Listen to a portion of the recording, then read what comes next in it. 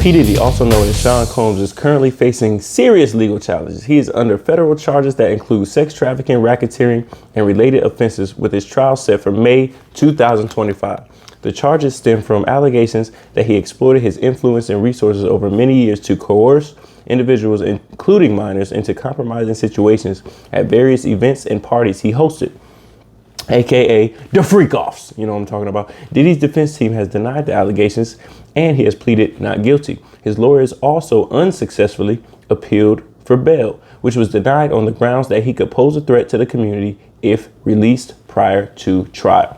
In addition to these criminal charges, Diddy faces over 100 anticipated civil lawsuits, which continue to grow as more accusers come forward. His legal team has publicly criticized the wave of lawsuits as publicity stunts, arguing that he is innocent and confident that the court proceedings will clear his name. Now, I don't know what y'all think about this. I don't know too much more than everybody else knows and what's been going on the internet. I will tell you this. Every picture, every old 90s picture, every old 2000s picture, every old 2010s picture, and every old 2020s picture, all look sus. They all look suspect. I don't know why. Now, as of now, like I said with Lil Durk, P. Diddy is currently innocent. All of this is alleged. We don't know nothing. So I'm not going to say he did it or he didn't do it. But isn't it ironic that his name is Diddy? P. Diddy do it. You know what I'm talking about? I don't know. If you want my personal opinion, I'll give it to you. He definitely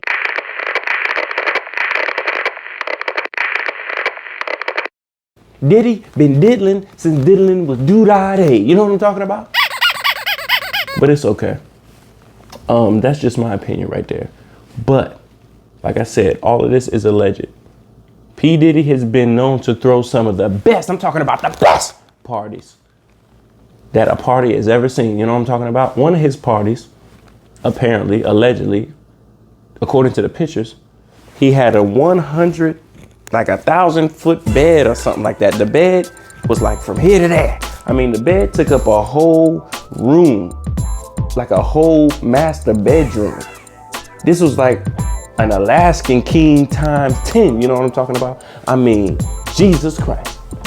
You could do 10 backflips. Matter of fact, I heard that they played tackle football on the bed. I'm talking about 100 yards. They was throwing touchdowns and running plays and everything. You know what I'm talking about?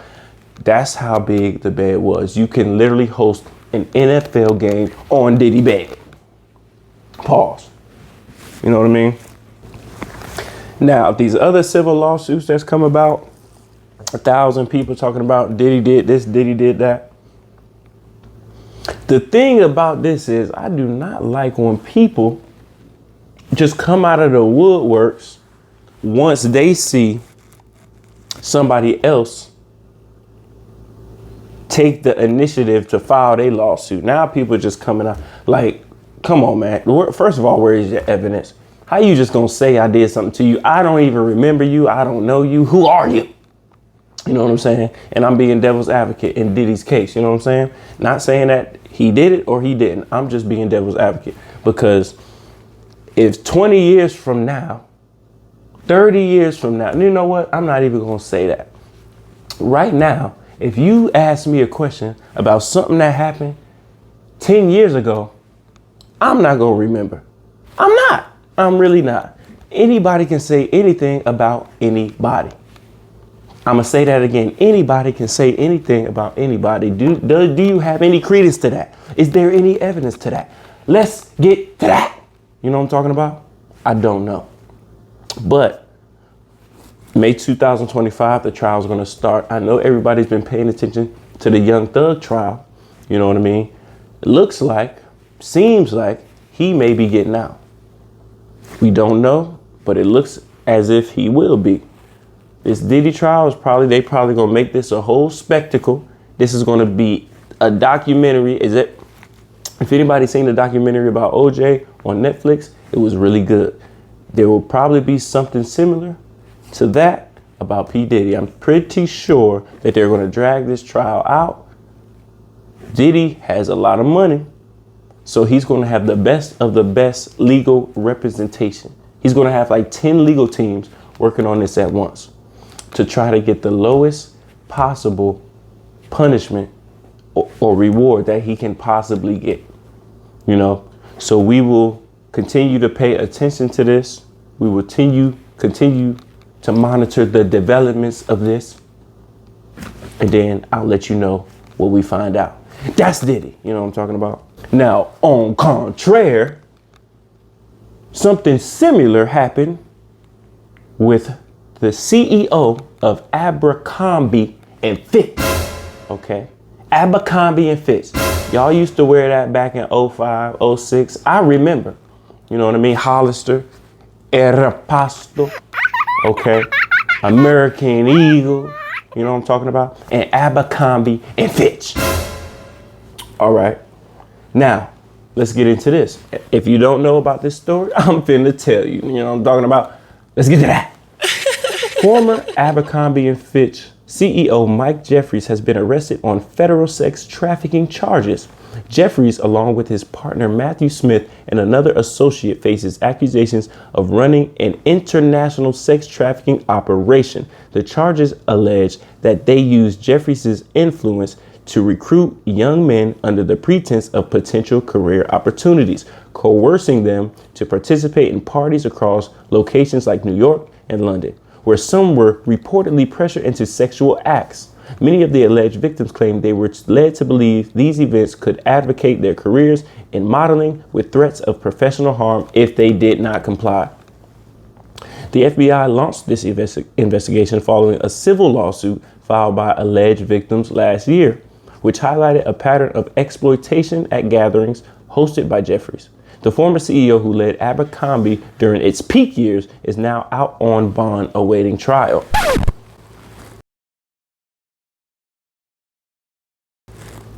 Yup. Diddy, bond denied multiple times. Abercrombie and Fitch Mike Jeffries is out on bond awaiting trial. Some could say there's valid reasons why the Abercrombie and Fitch CEO got out on his bond, and I believe it was about $10 million when P. Diddy offered $50 million and didn't get his bond. Now, a lot of things can be said about that, and there could be a whole bunch of reasons why Diddy is a flight risk and this guy isn't. I don't know, so I won't go there. But do you see the contrast and the parallel and the comparison in that? Okay, I don't know. Now, I don't know too much about the Abercrombie and Fitch guy, but I will say if this is happening with him and Abercrombie and Fitch, this is probably most likely happening in other corporations on high scales or low scales. I mean, come on now. And you gotta pay attention. And this is what I be telling people, man. Ain't nothing in life free. Sometimes you can work hard, be great at your job, your career, your profession. Work your way up the ladder. Do everything right. And still not get the recognition or the promotion that you deserved, earned, any of that. Sometimes it's not what you know, it's who you know. And sometimes the who you know, you gotta do something for. You know what I'm talking about? And this Abercrombie and Fitch dude said, hey, all y'all models looking good, pause. You know what I'm talking about? And I'm not joking about this, but he was probably saying, them Abercrombie and Fitch, y'all models looking good. Okay. If you accept this contract and model for Abercrombie and Fitch, I will make sure that your career blows up out of this world. You're going to be the next model that everybody want on the magazines and on the internet. But you got to do one thing for me, yeah. You know what I'm saying? You got to do a little something for me. Pause. And that's wrong. In the workplace, threats, sexual favors, none of that should be exchanged for promotions, rewards, recognition, any of that. It's no place for it. It shouldn't be exchanged for that in any situation. I mean, if you do this for me, I'm gonna do that for you.